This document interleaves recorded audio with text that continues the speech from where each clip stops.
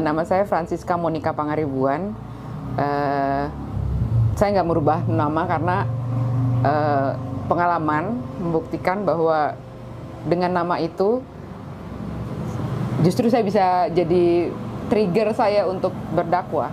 Karena dengan nama itu kan jelas ya, namanya nama berbau Katolik banget dan Protestan. Saya tadinya HKBP di HKBP Gereja Kristen Protestan. Natif apa di? Saya dulu guru sekolah minggu. Oh, guru sekolah minggu. Iya. Pernah nggak ngajak-ngajak orang untuk murtad gitu?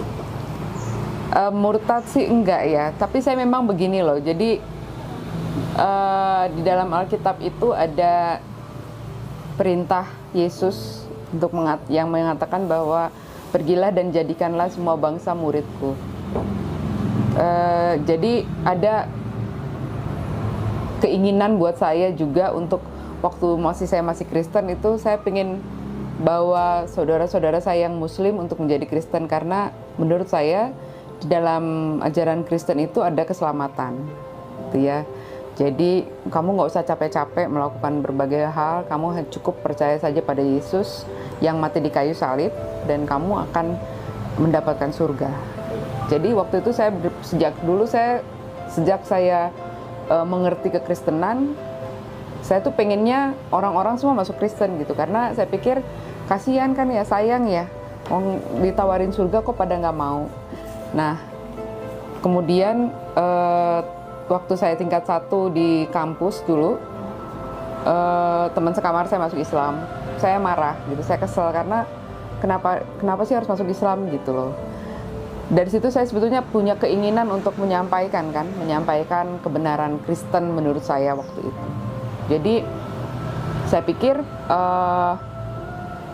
gimana caranya supaya materi yang saya pikirkan itu bisa masuk ke mereka. Saya cari dong permasalahannya apa. Jadi yang saya pikirkan yang jadi timbul dalam diri saya, pertanyaan saya waktu itu adalah ada apa sih dengan umat Islam? Kenapa nggak mau terima Yesus sebagai Tuhan dan Juru Selamatnya? Yohanes 14 ayat 6 itu Yesus berkata, akulah jalan dan kebenaran dan hidup. Tidak ada yang sampai kepada Bapa kalau tidak melalui aku. Jadi Yohanes 14 ayat 6 itu berkata, Yesus berkata, akulah jalan dan kebenaran dan hidup. Tidak ada yang sampai kepada Bapa kalau tidak melalui aku. Artinya gini, ketika orang nggak ada yang sampai kepada Allah kalau tidak melalui Yesus. Nah, buat saya dan buat sebagian besar orang Kristen pada umumnya, ini adalah ayat emas. Ini adalah ayat yang menjadi pegangan bahwa Kristen itu benar, gitu loh. Jadi nggak ada yang melalui Yesus, selain melalui Yesus nggak bisa. Kalian nggak akan bisa pernah sampai ke surga, gitu. Nah, ayat ini jadi pegangan saya, jadi ayat emas. Kemudian saya ingin sekali menyampaikan ini kepada sebanyak-banyaknya orang karena saya pikir harusnya mereka bisa menikmati surga, gitu loh. Asal percaya saja kan. Nah, tapi kan umat Islam kok kayaknya nggak mau sama sekali ya, gitu. Nah, waktu itu saya sekolah di tempat kuliah saya itu, di mana ajaran agama Islam itu cukup keras. Waktu itu teman-teman bahkan baru tingkat 1, baru semester 1, tadinya nggak pakai jilbab, semua di semester 2 tuh udah pakai jilbab panjang gitu loh. Jadi cukup keras muslimnya gitu waktu itu. Nah, saya sebetulnya bertanya-tanya dalam hati gitu, kenapa sih, ada apa sih dengan Islam ini? Kenapa kalian tidak mau terima Yesus sebagai Tuhan dan Juru Selamat? Bertambah lagi dengan teman sekamar saya yang ternyata hijrah juga masuk Islam. Saya marah dan saya kesel waktu itu. Pertanyaan ini terus saya tanyakan pada setiap orang yang ada di kampus waktu itu. Banyaklah teman-teman yang ditanya, atau pendeta atau siapa orang pinter yang dipanggil, pembicara-pembicara yang dipanggil ke kampus, saya tanyain. Nah, jawabannya semua sama, bahwa mereka ada selubung yang menutup pikiran mereka gitu. Jadi kalau mungkin di kita namanya belum dapat hidayah ya. Nah, tapi sebetulnya buat saya jawaban itu nggak bisa saya terima gitu. Menurut saya ayat Yohanes 14 ayat 6 itu sudah sangat jelas gitu, bicara bahwa Yesus berkata, akulah jalan dan kebenaran dan hidup. Tidak ada yang sampai kepada Bapa kalau tidak melalui aku. Itu menurut saya itu nggak ada sesuatu yang perlu harus pakai ilmu tertentu kan. Itu pernyataan yang very clear, jelas gitu. Kenapa umat Islam nggak mau? Pasti ada sesuatu gitu. Jadi dalam hati saya tetap pasti ada sesuatu yang membuat mereka tidak mau gitu terima. Nah, tapi pertanyaan ini tidak terjawab bertahun-tahun, sampai akhirnya pertanyaan ini saya simpan. Saya simpan jauh sekali di lubuk hati saya yang terdalam, mungkin di pojok-pojok lah kali ya, yang udah paling dalam gitu ya, karena tidak terjawab. Dan kehidupan berlanjut, saya bekerja, saya menikah, saya punya anak, secara Kristen, kami menikah secara Kristen, dan ya sudah. Sampai suatu saat saya di kantor bertemu dengan seseorang yang bisa menjelaskan pada saya, yang bisa menjelaskan sejarah penulisan Alkitab secara lengkap, dan kenapa sampai pemahaman umat Islam itu kan adalah bahwa Isa atau Yesus itu adalah nabi, hanya sampai di situ saja. Tapi kenapa bisa di dalam agama Kristen bisa jadi berubah menjadi Tuhan? Nah, di situ saya memang belajar banyak kurang lebih selama 2 tahun mempelajari itu. Waktu itu diskusinya memang kami bicara soal banyak hal, mulai dari pekerjaan, masalah pekerjaan, kemudian masalah hukum, dan kemudian kita juga ada diskusi soal masalah Freemason ya, mengenai Freemason, mengenai Yahudi dan sebagainya. Waktu itu dia cerita bahwa dia adalah orang yang mulai mempelajari perbandingan agama setelah masalah bom Bali. Dia adalah Muslim, tapi dia Muslim dari lahir maksud saya, tapi dia mempelajari itu karena masalah bom Bali waktu itu. Sehingga akhirnya bicara soal Israel, bicara soal sejarah panjang Israel, dan yang mau tidak mau berakhir pada bicara soal Yesus yang akan datang, yang akan menjadi juru selamat di akhir zaman gitu. Waktu itu saya tanya sama dia, kamu kan Muslim dari lahir? Iya, Muslim dari lahir. Kenapa kamu percaya bahwa Isa akan datang kedua kali untuk menjadi juru selamat? Iya, saya percaya. Tunggu sebentar. Kamu kan Muslim ya, kenapa kamu nggak, kalau gitu kamu kenapa nggak terima kalau Isa tuh adalah Tuhan? Hanya Tuhan loh yang bisa jadi juru selamat, saya bilang gitu kan. Nah, terus itu emang di mana Yesus bilang bahwa dia adalah Tuhan? Saya bilang ayat yang saya pegang itu Yohanes 14 ayat 6. Yesus bilang, akulah jalan dan kebenaran dan hidup loh. Nggak ada yang sampai kepada Bapa kalau nggak. Sekarang kamu baca coba lengkap satu perikop itu. Apakah di situ Yesus sedang bicara bahwa dia adalah Tuhan? Itu saya baca lagi. Saya pelajari lagi betul. Dan ternyata saya akhirnya mengerti bahwa yang dia maksud di situ Yesus tidak sedang bicara bahwa dia adalah Tuhan. Dia sedang berbicara bahwa ketika kamu mau ibadah kamu itu sampai kepada Bapa, ibadahlah seperti saya, sebagaimana Yesus. Yesus itu bilang, akulah jalan dan kebenaran dan hidup. Jadi sebagaimana aku beribadah kepada Allah, begitulah kamu beribadah kepada Allah. Maka ibadah kamu akan sampai kepada Allah. Karena bicara soal ibadah itu kan, bicara sampai kepada surga, kepada Allah, itu bukan berarti seperti berjalan fisik ya, bicara jalan fisik gitu, bahwa seperti kamu lihat peta gitu. Bukan seperti itu. Biar bagaimanapun juga bicara soal surga itu bicara soal ibadah. Jadi sebagaimana aku beribadah, demikian pula kamu harus beribadah kepada Allah. Dan sebenarnya akhirnya saya mempelajari kembali ya Alkitab itu. Saya membaca lagi, benar juga yang dia bilang benar. Tapi saya belum yakin langsung di situ. Saya belajar 2 tahun untuk hal itu. Akhirnya saya baca lagi semuanya, satu persatu saya pelajari lagi. Saya seperti baru terbuka gitu loh. Jadi kayaknya selama ini kalau kita ngelihat gambar gajah tuh dua dimensi, sekarang saya melihatnya jadi 4 dimensi. Saya muter. Saya tahu bahwa gajah itu gendut. Dia nggak hanya besar, tapi dia gendut juga. Dia punya 2 kuping, bukan hanya sebelah kupingnya gitu. Jadi artinya saya bisa mempelajari, saya bisa mengerti isi Alkitab itu secara keseluruhan. Dia bilang, kamu harus baca Alkitab itu secara keseluruhan, jangan sepotong-sepotong. Ketika kamu membacanya sepotong-sepotong, yaitu pemahaman kamu seperti itu. Nah, begitu juga. Akhirnya saya mempelajari itu kembali ya, Mas. Ada sekitar 2 tahun. Saya baca ulang lagi. Dan saya benar-benar puas karena apa? Saya terjawab, pertanyaan saya kan bukan hanya cuman masalah itu aja sebetulnya. Jadi ketika saya sebelumnya saya sudah membaca Alkitab itu bicara soal sejarah sebetulnya. Buku Perjanjian Lama bicara soal sejarah panjang bangsa Israel. Di situ sebetulnya ada beberapa pertanyaan saya, kenapa sepertinya Allah sayang banget sama bangsa Israel tapi enggak sama yang lain gitu. Bangsa lain selain bangsa Israel seperti bukan manusia gitu loh. Nah, itu semua pertanyaan itu akhirnya terjawab. Akhirnya terjawab satu persatu. Bagaimana Alkitab itu ditulis, bagaimana bisa ada perubahan dari bahasa Ibrani ke bahasa Yunani, sementara Yesus sendiri bicara pakai bahasa Aramaik, ya kan, bahasa Ibrani. Tapi kemudian kenapa kitab tertua yang ditemukan itu berbahasa Yunani? Gitu, Codex Sinaiticus, Codex Vaticanus itu kan kitab yang tertua yang ditemukan itu adalah dalam bahasa Yunani. Kenapa bahasa itu gitu? Kenapa bisa seperti itu? Nah, ini sejarah panjang yang harus kita pelajari sebetulnya kalau mau mengerti kenapa, bagaimana sehingga akhirnya pemahaman pun bisa sampai berubah. Sampai hari ini kita bisa melihat bahwa orang Kristen merayakan Natal sedemikian rupa ya, sedemikian megah dan mewahnya. Sementara Yesus sendiri nggak pernah loh ngajarin, nggak pernah nyuruh loh, nggak pernah menyuruh merayakan ulang tahun, tidak pernah menyuruh merayakan, apalagi merayakan hari kelahiran dia. Itu nggak pernah. Yang ada perintah tuh, ingatlah akan aku, kemudian masalah perintah tuh yang ada, Yesus katakan, ingatlah akan aku, kemudian untuk perjamuan kudus. Itu yang ada, yang diperintahkan di Alkitab. Tapi kalau perayaan Natal nggak pernah ada.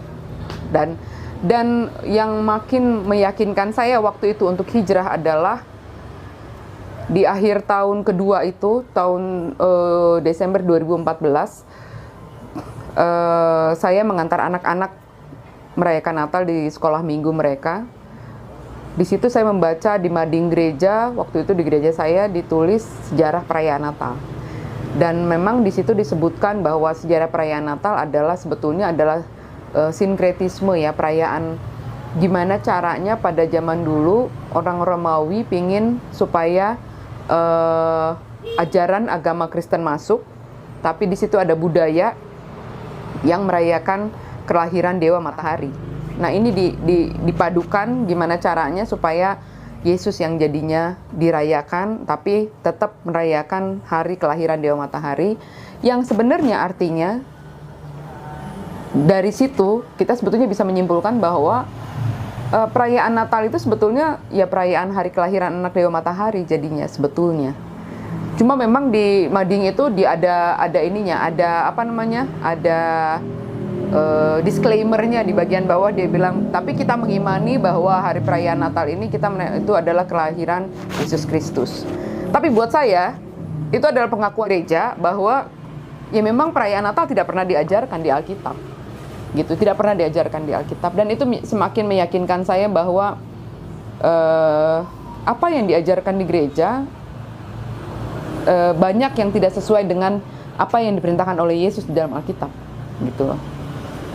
Contoh lain yang mudah adalah Yesus tidak pernah mengajarkan kita berdoa untuk berlipat tangan. Yesus tidak pernah mengajarkan kita untuk berdoa doa Bapa kami pun Yesus katakan doa Bapa kami kok, gitu kan? Nggak melalui tidak dalam namanya atau berdoalah kepadaku. Yesus pernah bilang berdoalah kepadaku, gitu. Jadi banyak hal-hal yang akhirnya saya pahami gitu ya. Dan di situ saya menyadari bahwa saya bisa saja duduk di gereja ini dengan tenang. Waktu itu ya pasti ada pergumulan ya, namanya orang mau masuk sudah beralih gitu pemikirannya, pemahaman sudah beralih. Saya berpikir saya bisa aja duduk di sini di gereja dengan tenang, pura-pura diem, nggak usah ikut nyanyi, nggak beriman. Yang penting semua senang, semua tenang. Tapi saya lihat ketiga anak saya. Suatu saat anak saya ini makin besar dan dia akan bertanya pada saya tentang pemahaman-pemahaman kekristenan.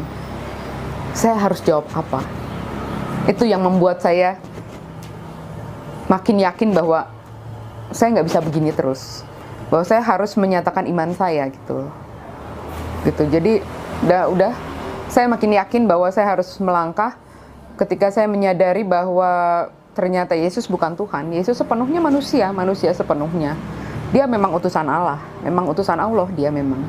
Jadi ya karena dia utusan Allah ya sudah, untuk apa gitu? Untuk apa saya menyembah? Itu saya sedih sekali waktu bulan Januari, Februari. Saya pikir ya Allah, saya nyembah siapa ya? Saya nyembah apa ya selama ini gitu.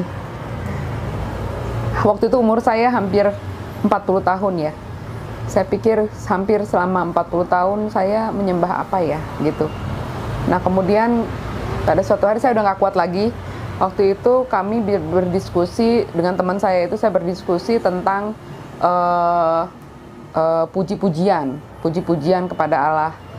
Itu seperti apa sih sebenarnya di Alkitab gitu, bahwa di Alkitab itu nggak ada disuruh memuji menyembah Yesus gitu, nggak ada. Nah puji-pujian yang sebenarnya itu seperti apa gitu. Sudah makin bikin sedih gitu loh, sedih saya, ya Allah saya selama ini nyembah apa ya gitu. Sampai akhirnya waktu itu saya kondisinya kerja di KPP di Sunter. Saya naik motor tiap hari sampai ke Cawang, dari Cawang naik kereta, dari kereta naik motor lagi ke rumah. Itu di motor saya udah nggak tahan lagi, saya bilang, ya Allah, saya hijrah di situ. Jadi saya mengucapkan kalimat syahadat, 2 kalimat syahadat saya pertama kali itu sebetulnya di motor justru. Dalam keadaan menangis gitu, karena saya menyadari bahwa saya selama ini menyembah apa ya gitu. Itu momen-momen yang paling berat ya buat saya, karena beratnya sedih banget loh mas, rasanya ditipu, rasanya selama ini gue nyembah apaan ya gitu. Itu yang paling momen yang paling menyedihkan tuh di situ sebetulnya. Tapi setelah itu saya nggak tahu, tiba-tiba saya pengen banget bersujud kepada Allah gitu ya, sebagaimana Muslim ketika dia sholat itu kan sujud ya. Saya benar-benar pengen banget saya sujud. Saya ya Allah, saya pengen sujud padamu, hanya padamu gitu. Jadi nggak mau sama yang lain, nggak mau sama yang lain gitu. Jadi titik ya keyakinan itu adanya di situ. Ketika menemukan bahwa Yesus sebenarnya bukanlah Tuhan, bahwa Yesus memang menyuruh kita untuk beribadah sebagaimana Dia beribadah kepada Allah. Nah, jadi bagaimana dia beribadah di Alkitab juga banyak kok, banyak contohnya. Mungkin pertanyaan selanjutnya, kenapa harus Islam gitu ya? Kenapa jadi Islam gitu? Kenapa? Nah, ternyata setelah saya hijrah, setelah saya hampir di belakang-belakang itu saya baru mengetahui bahwa hanya agama Islam yang menyembah Allah satu-satunya Tuhan. Yang meletakkan Allah sebagai Tuhan, satu-satunya Tuhan hanya di Islam. Tidak ada yang lain, tidak ada agama lainnya lagi. Itu sebabnya saya memilih untuk masuk Islam. Jadi Allah yang saya sembah itu benar-benar la ilaha illallah, tidak ada Tuhan selain Allah gitu. Dan yang paling mengagetkan adalah ketika saya pertama kali mencoba membaca Al-Quran. Ya sama seperti Bunda Irena, dan saya yakin pada umumnya semua orang yang tidak tahu, yang belum pernah baca Quran, pasti baca Quran dari belakang kan. Sama saya juga baca pertama kali Quran dari belakang. Dan saya waktu itu belum bisa baca Arab. Saya baca terjemahannya. Yang paling mengagetkan adalah ketika saya membaca Al-Ikhlas. Al-Ikhlas benar-benar jelas. Qul huwallahu ahad, katakanlah bahwa dia adalah Allah yang satu, tidak diperanakan dan tidak memperanakan. Itu ya. Nah, itu jelas-jelas menunjuk kepada kekristenan. Tidak menunjuk ke yang lain. Jelas-jelas kalau buat saya ya, karena saya memahami itu, karena memahami agama itu sebelumnya gitu. Jadi ya saya sekaget-kagetnya. Oh, jadi ini toh yang membuat mereka kenapa sama sekali tidak mau menerima Yesus sebagai Tuhan dan Juru Selamat. Di situ terjawab gitu loh. di situ terjawab pertanyaan saya, kenapa saudara-saudara saya yang Muslim selama ini benar-benar keras, benar-benar tidak mau bicara soal itu, tidak mau menerima bahwa Yesus adalah Tuhan. Makin kesini, makin belakangan saya sering baca sunnah bahwa hari malam Jumat itu kita baca Al-Kahfi ya. Nah, ketika saya membaca Al-Kahfi pun saya kaget juga. Al-Kahfi itu adalah surat yang di tengah-tengah ya, surat ke-18. Tapi dia kalau di kita buka begini, dia tuh ada di tengah-tengah gitu. Artinya dari awal ke tengah sampai ke belakang di Al-Kahfi kan justru dibilangkan mereka sama sekali tidak memahami hal itu gitu. Ketika mereka mengatakan bahwa Yesus adalah Isa itu adalah Tuhan, mereka tidak mengerti akan hal itu gitu. Janganlah kamu mengatakan hal itu gitu ya. Jadi buat saya akhirnya mengerti kenapa umat Islam sama sekali tidak mau menerima Yesus sebagai Tuhan dan Juru Selamat gitu loh. Sebagai Tuhannya ini yang bahaya itu di situ. Kenapa nggak mau terima sebagai Tuhannya? Karena jelas-jelas memang perintahnya Allah ya memang mengatakan bersaksi bahwa Yesus bukan Tuhan, bahwa Yesus adalah utusannya gitu loh. Dan itu clear, very clear gitu. Jadi setelah saya memahami hal itu ya sudah, saya makin yakin untuk tetap melangkah di dalam agama Islam gitu. Pengalaman sulit ketika sudah masuk Islam ya seperti biasa, secara pada umumnya setiap keluarga kan kaget ya. Pasti kaget kok tiba-tiba kamu masuk Islam. Sementara sebetulnya harusnya sih kalau menurut saya mereka nggak usah kaget harusnya, karena gini, karena saya pernah ketahuan baca beberapa buku yang waktu itu ibu saya sampai bilang, kamu ngapain baca buku begituan, nanti kamu pusing sendiri gitu. Jadi jangan baca buku-buku yang tentang Islam atau tentang tentang Freemason, tentang Yahudi apa segala macam. Kamu pusing sendiri nanti katanya gitu. Oh iya.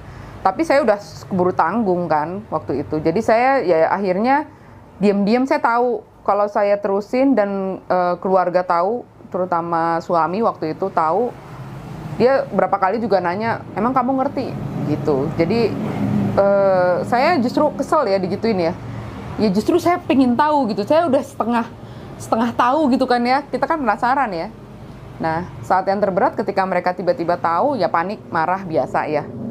Wajar lah, wajar. Keluarga marah dan ya saya di sidang di tengah keluarga semua, terus mereka nangis gitu ya, seolah-olah saya mati, seolah-olah ya memang buat mereka ya itu mati ya, karena saya akhirnya memilih jalan yang lain kan.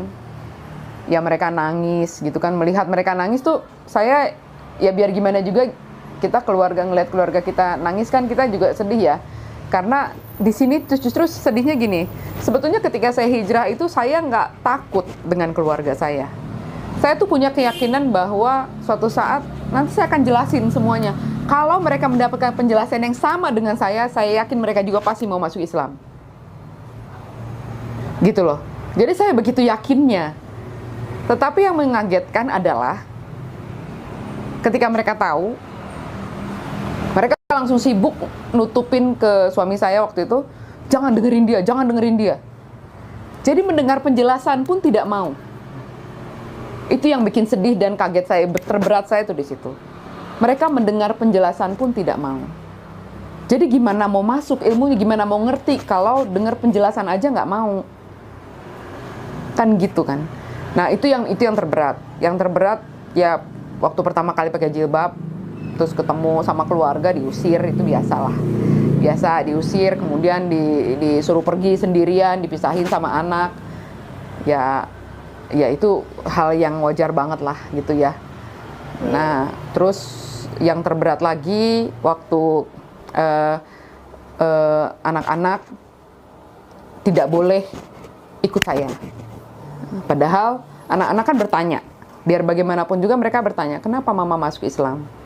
Lalu tentunya saya jelasin. Nah, mereka dengan segala kepolosan mereka bisa memahami itu, bisa mengerti, bisa menerima, karena saya jelaskan dengan bahasa yang mudah, saya bisa buktikan ayat-ayatnya di Alkitab. Ada ayat-ayatnya di Alkitab yang mudah buat anak-anak, memang masalah makan babi, masalah hitan, itu ada di Alkitab. Ada juga larangannya, ada juga perintahnya, tapi kenapa orang Kristen enggak mengikuti hal itu gitu. Terus mengenai hijab, jilbab gitu ya. Di Alkitab juga ada, di Perjanjian Baru juga ada. Tapi kenapa orang Kristen nggak pakai gitu? Nah itu buat mereka mudah jadinya buat ini.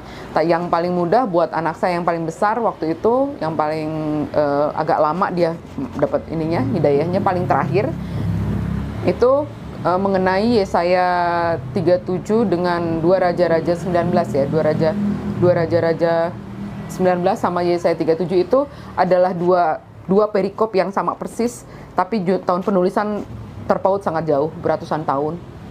Tapi kok bisa sama banget gitu. Jadi buat dia berarti Alkitab nggak bener gitu. Berarti Alkitab banyak nggak benernya gitu. Itu salah satunya di situnya. Terus yang terberat, mereka masuk Islam, mereka harus diam-diam sholat, puasa juga dilarang sama ayahnya, selalu dipaksa makan, dipaksa minum. Nah, itu kan berat ya, kita sedih gitu. Dan berarti mualaf ya Bu anaknya? Anakku 3 mualaf juga, alhamdulillah.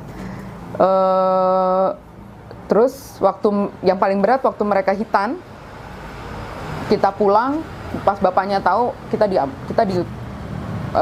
dimarahin, dipukul, dilempar gelas. Saya sampai berdarah juga kaki.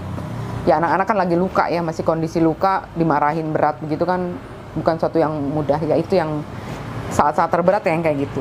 Tapi ya memang saya pahami lah itu apa namanya, reaksi biasa ya, reaksi orang. Islam kafah itu kan aturan yang Allah berikan ya, yang Allah turunkan bagaimana supaya manusia itu hidupnya teratur. Agama Islam itu adalah agama yang amat sangat menakjubkan sebenarnya. Dalam agama Islam itu diatur setiap hal, bahkan ketika sejak kamu buka mata, pagi-pagi bangun tidur, sampai kamu tutup mata lagi, tidur lagi, itu aturannya kan ada ya. Jadi Allah itu kalau namanya juga aturan dari Allah ya, itu aturan yang amat sangat lengkap. Ketika saya pertama kali mengerti tentang semua ini, saya rasanya seperti dibukakan suatu perpustakaan yang besar sekali dan saya pengen baca semuanya. Ya tahu sendiri kan, buku-buku agama Islam, sejarahnya, bagaimana kemudian aturannya. Kalau mau detail, lihat hadis. Bahkan sampai menjadi begitu banyak pertentangan kadang-kadang karena pemahaman akan hadis itu beda-beda gitu ya. Tapi itu adalah kekayaan dalam agama Islam, di mana Allah memberikan aturan itu dengan contoh bagaimana Rasul hidup gitu. Jadi Zakir Naik bilang Quran bahkan bisa berdiri sendiri tanpa hadis, tetapi Allah melengkapinya dengan hadis yang periwayatnya nggak bisa macam-macam, nggak bisa seenaknya kita buat-buat. Bahkan sampai hari ini yang saya salut banget adalah bisa ya hadis ketahuan gitu kalau dia itu hadis yang doif. How come? Itu adalah keajaiban kalau menurut saya ya. Bisa hadis doif ketahuan gitu sama orang. Kita hidup semua di zaman ini loh. Tapi hadis itu bisa ketahuan itu doif apa enggak gitu. Karena apa? Karena ada periwayatnya, karena ada sejarahnya. Ya kan? Felix Yao juga bilang kan, sejarah itu sangat penting. Nggak bisa lu lepas dari sejarah. Nggak bisa kamu lepas dari sejarah. Nah jadi Islam yang kafah itu adalah aturan yang Allah berikan lengkap untuk bagaimana manusia hidup, bagaimana manusia bisa teratur hidupnya sebetulnya. Jadi banyak orang yang menentang karena takut. Takut apa? Tidak terbiasa dengan aturan yang begitu ketat dan begitu baik. Gitu sebetulnya itu. Kalau mau bicara soal kasih ya, orang Kristen banyak yang menggembar-gemborkan masalah kasih. Seolah-olah dalam agama Islam tidak ada kasih. Salah besar sebetulnya. Dalam hal ini, umat Islam harus menjelaskan bahwa justru Islam yang kafah adalah kasih yang terbesar dari Allah sebetulnya. Kasih Allah yang terbesar buat manusia sebetulnya. Supaya apa? Supaya ada aturan dalam hidup. Ketika kamu teratur hidup, ketika kamu teratur sholat, ketika kamu teratur melakukan tugas-tugas kamu akan berhasil hidupnya. Kamu akan baik sekali hasilnya. Gitu, dan di situ kasih akan muncul. Bahasanya cuma mungkin beda bahasanya aja. Seperti dalam Islam, mungkin bahasa yang dipakai di Kristen lebih familiar aja, lebih familiar gitu, seolah-olah ya penyaduran bahasanya mungkin yang kurang bisa belum dijelaskan gitu loh. Tapi sebenarnya Islam kafah itu adalah Islam yang benar-benar penuh dengan aturan yang membuat kita teratur sehingga semuanya akan berjalan dengan baik gitu. Jadi sebetulnya Indonesia sangat rugi sebetulnya ketika menolak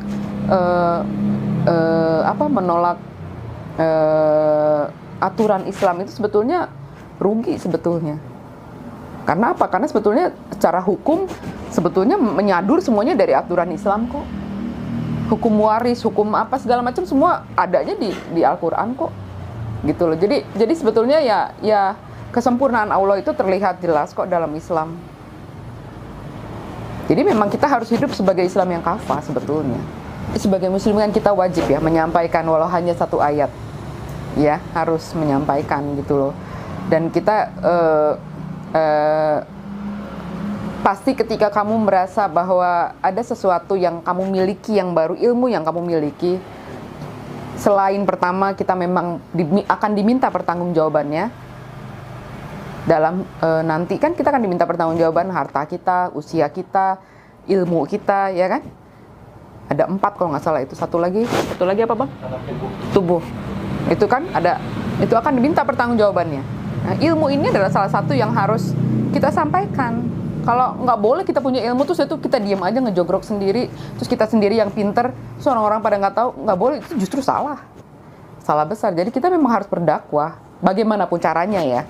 Tidak melulu berdakwah itu tidak melulu harus melalui bicara di YouTube, nggak perlu, nggak seperti itu kok, nggak selalu harus seperti itu. Bisa, kalau bisa seperti itu alhamdulillah, ya kan, seperti mengaji cerdas kan bagus sekali ya ini untuk sebagai media dakwah. Nah tapi dalam kehidupan kita sehari-hari alhamdulillah yang tadi saya katakan dengan nama saya, ketika orang mau bertemu dengan saya, ketika baca namanya itu mereka pikir, oh ini orang Kristen nih, orang Kristen Batak udah jelas pakai marga, ya kan? Begitu ketemu, nggak taunya orangnya pakai jilbab panjang, mereka, saya kira ibu tadinya orang Kristen, begitu ya, pasti selalu begitu saya. Nah dari situ saya bisa mulai cerita bahwa saya adalah mualaf, iya saya mualaf. Kenapa saya mualaf? Saya cerita semuanya, seperti tadi lah saya ceritain gitu. Saya yang langsung untuk saya bimbing syahadat memang belum ada yang langsung, tapi alhamdulillah di beberapa lingkungan saya tahu bahwa banyak yang tadinya nggak pakai jilbab jadi pakai jilbab, tadinya nggak sholat jadi sholat, tadinya nggak rajin baca Quran jadi rajin baca Quran. Karena apa? Mereka malu ya, di lingkungan saya, di kantor, di mana gitu, banyak saya tahu mereka walaupun dalam diam mereka ada jadinya seperti gila ya, dia aja mau gitu loh. Nah gitu ya, alhamdulillah ya, buat saya itu sudah merupakan dakwah ya, saya sudah menyampaikan apa yang ada yang bisa saya sampaikan gitu loh. Kalau untuk mualaf yang baru ya, mualaf sampai kapanpun kita harus belajar, jangan mau tenggelam dalam euforia menjadi mualaf. Ketika kita menjadi mualaf baru, memang banyak orang yang menyanjung, mengeluh-elukan gitu, tapi tidak boleh lengah dengan hal itu. Tetap kita harus belajar. Dalam agama Islam itu ada ilmu yang amat sangat besar, ilmu yang amat sangat luas yang harus kita pelajari. Banyak hal yang harus kita sampaikan kembali kepada saudara-saudara kita yang belum mengerti akan kebenaran Islam. Jadi kalau kita tidak punya ilmunya, kita nggak akan bisa menyampaikan hal itu pada orang lain.